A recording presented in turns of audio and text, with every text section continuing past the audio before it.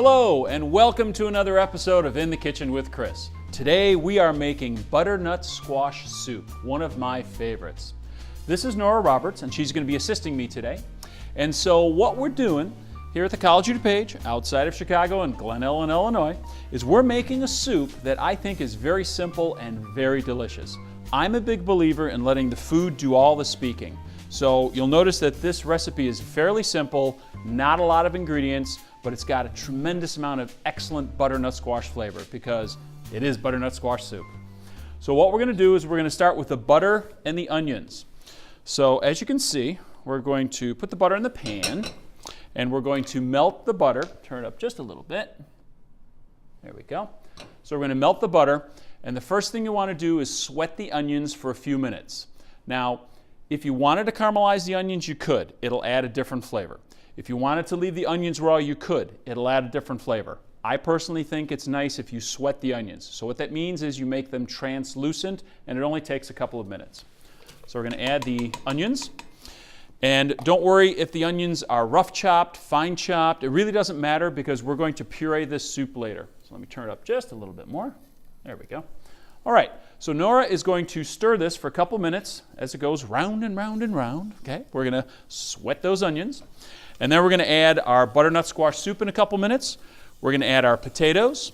We're going to add nutmeg and salt. We're going to add chicken stock, and then we're going to add heavy cream. All of these flavor components are going to give you what I like to call layers of flavor. But you can see predominantly looking at them, mostly butternut squash. So you get the most butternut squash flavor. This will be done in just a few more seconds. And so stir a little more there, Nora. Beautiful, beautiful. You're doing a great job, great job. So remember, sweating the onions. This is a technique that's used a lot in cooking. So it means that you start cooking them, but you don't cook them a real lot, but you don't want them raw either, so it's right in between. We call it sweating. Okay, that's ready to go. So now we're going to add the potatoes. We're going to add the butternut squash soup. Butternut squash. And we're going to add some nutmeg, a little bit of nutmeg. And if you want to turn that down, Nora, that would be great. So turn it down to a low simmer. So the salt, the nutmeg. We're going to add the chicken stock. Okay. And we're going to add the heavy cream.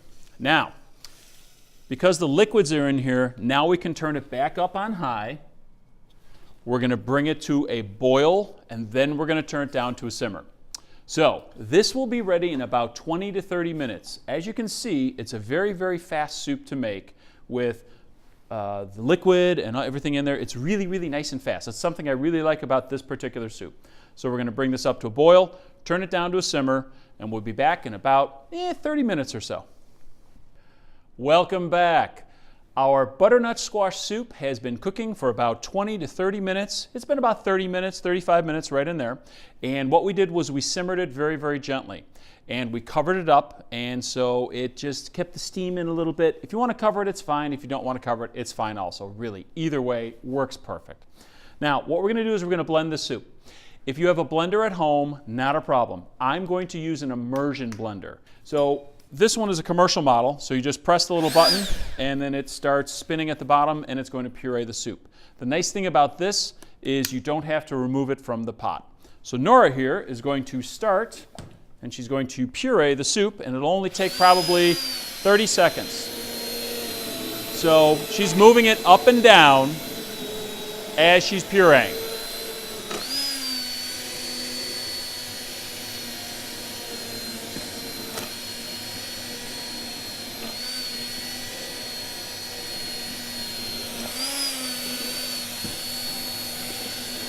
Beautiful.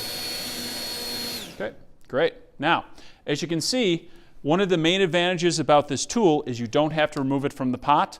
You just have to take this. So this all unscrews, and then you can put it through a dishwasher. Works perfect.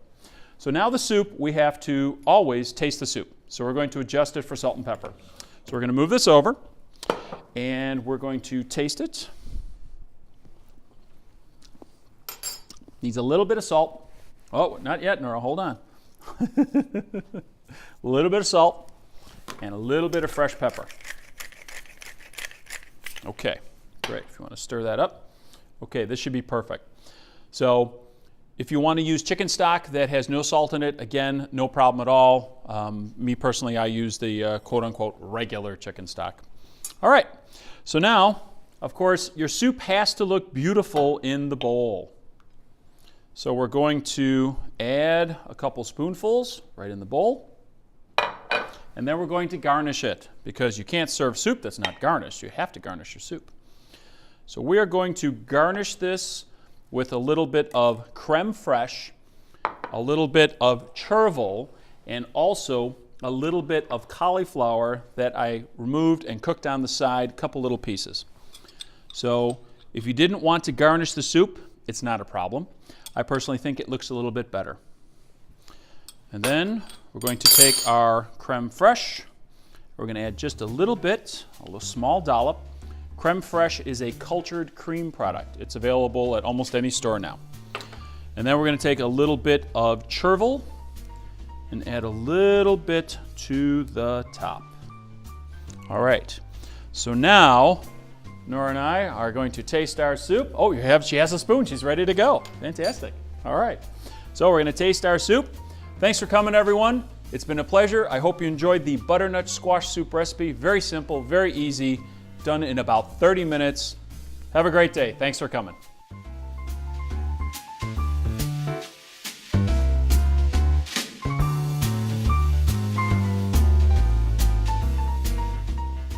For more information about culinary arts courses, degrees, and certificates, as well as other hospitality management program offerings, visit their pages on the web at cod.edu.